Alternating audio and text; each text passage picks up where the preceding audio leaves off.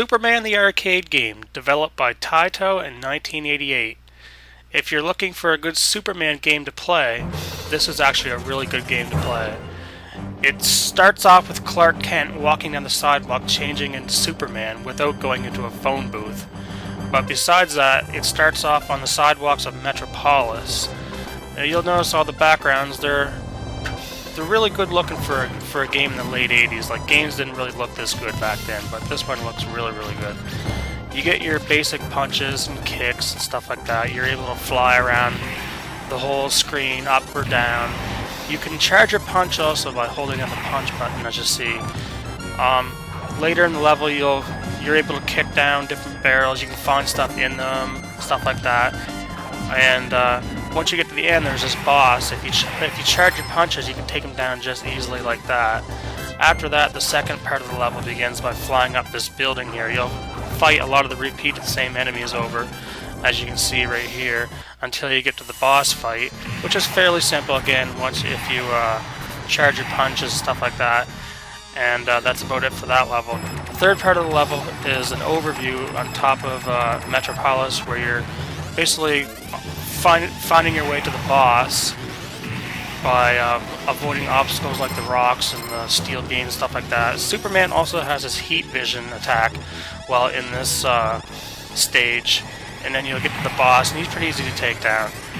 If you're wondering who the second player is in Superman, there is a two-player, and it's actually Superman, but in a red outfit.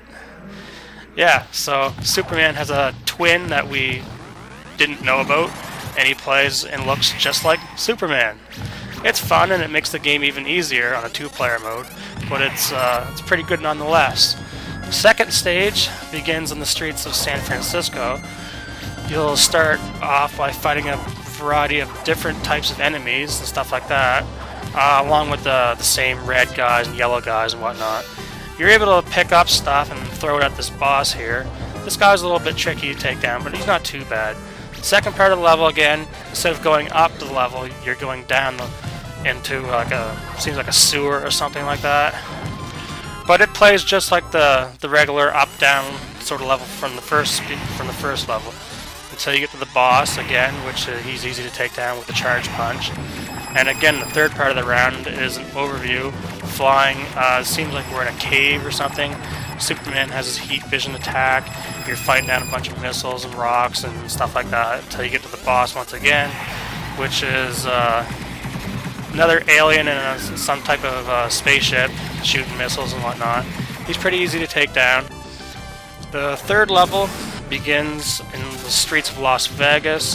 You'll fight even more different enemies this time around. They're a little bit trickier to take down, but not too bad. And the fourth level begins in Washington. You'll see landmarks like the White House in the background there, and eventually you'll see Mount Rushmore there with fighting the boss. It's the same sprite as the boss we fought earlier. He fights exactly the same, just a different color. But finally, the final stage is the spaceship level. You're on the outside of the spaceship trying to get your way into it, and you have to fight your way through this boss first in order to do that. But once you take him down, you'll work your way into the spaceship, and you'll encounter a wide variety of different enemies. And these three flying cat girls here, they're an interesting fight, but not too bad. And again, you'll be flying up another part of the level there. This game, the first four levels are basically the same thing. There's three small levels in each stage. One's a side scroller, the second one's either up or down, and then you're flying an overview of the city or the cave or whatever. Except for this fifth level, the spaceship level, it mixes things up a little bit. Eventually you'll work your way to the last boss, as you can see here. He doesn't do too much, but lets his minions kind of take you down. But once you do take him down, you pretty much save the world.